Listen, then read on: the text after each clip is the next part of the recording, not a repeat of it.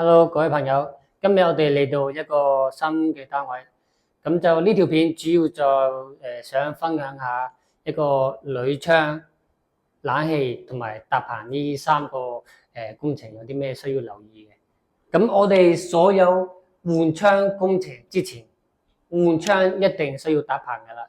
咁搭棚記得提早同管理處申請，因為佢哋要第一要出通告，第二譬如我哋呢一個單位。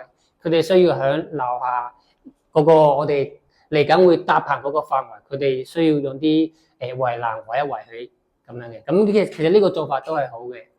咁搭棚我哋其實都分兩隻嘅，一個係我哋叫普通嘅窗棚，即係例如呢一個窗，我哋個搭棚高度淨係喺呢個窗下低，淨係呢個位，我哋叫一個普通嘅窗棚。另外一隻咧，例如我哋廚房廁所。係換咗外牆嘅排水喉，咁呢個位置，咁我哋因為我哋要換呢啲外牆嘅排水喉，我哋需要將個棚架係搭低咗佢，我哋呢個叫搭個水喉低棚。咁我哋呢個單位已經係換咗個鋁窗噶啦，咁呢個係我哋最常用嘅，我哋叫50料。咁呢個咧就白色嘅，咁鋁窗佢框料大概分三隻，一個係常見嘅銀鋁、白鋁同埋黑鋁。咁玻璃呢度就係6mm 光片嘅，咁我哋廳房就6mm 光片。如果係廁所嗰邊咧，就需要用翻我哋叫一個花片嘅，就係有少少磨砂個效果。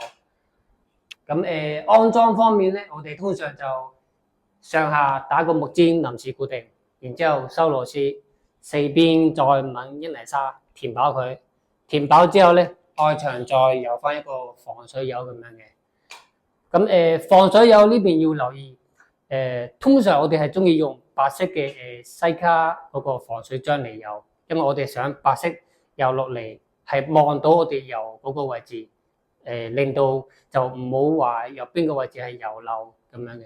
咁呢個都要留意，有啲管理處咧，佢要求你唔可以用白色嘅防水嗰個防水料。佢要求你係用透明嘅。咁喺訂做鋁窗設計嗰邊咧，我哋嗰個即係鋁窗，我哋呢啲叫格式，最好就問管理處攞翻一個standard，即係我哋唔可以亂咁將佢大廈呢個窗個格式亂咁改嘅，因為有機會管理處係唔批嘅，因為你呢一個單位個窗就令到佢成個大廈個外牆嗰個唔美觀或者叫唔整齊。咁圖紙最好就攞管理處去問一問，睇下我哋咁樣個間隔係 O 唔 OK？ 最好就跟翻佢原本，譬如原本上邊係撐窗，下邊係軟窗，我哋大致上跟翻佢去做，咁就冇問題。咁譬如廁所，我哋呢啲就叫花片啦。咁上邊呢度嚟緊會裝個浴室寶，窗口式浴室寶。咁呢個都係要之前要揀定咗呢個浴室寶，俾個尺寸，跟住鋁窗去留好窿咁樣。咁呢個鋁窗工程，所以要喺水電嗰個期同一時間去進行，因為鋁窗訂造佢都大概需要2至3個禮拜。咁佢要裝好晒窗咧，裝好晒呢啲窗，我哋呢啲黐瓦仔先至係可以將佢包翻落去。呢啲可以將佢包翻落，我哋叫收口，一定要佢拆咗舊窗，裝咗新窗之後，我哋泥水鋪瓦呢個工序先至係可以埋尾咁樣嘅。咁通常裝修去到邊個階段，我哋先需要揾師傅去整鋁窗呢部分咧？係，我哋裝修開工，首先就打拆，將成間屋全部拆晒完。咁打拆完，下一步其實係水電工程。咁同時間咧，我哋叫鋁窗工程都可以跟手去埋位嘅啦。譬如我哋做鋁窗，首先我哋要確定。揀咗冷氣機先，究竟你係裝分體定係窗口？如果係裝窗口，你係揀幾多 part？我哋鋁窗個流窿需要留幾大？咁呢啲電器要提早去揀定嘅。咁譬如呢個客廳，如果你話廚房，譬如我哋就需要，譬如廚房我哋需要預留一個，呢個係6寸耳嘅抽油煙機嗰個油煙機窿，跟住呢邊側邊。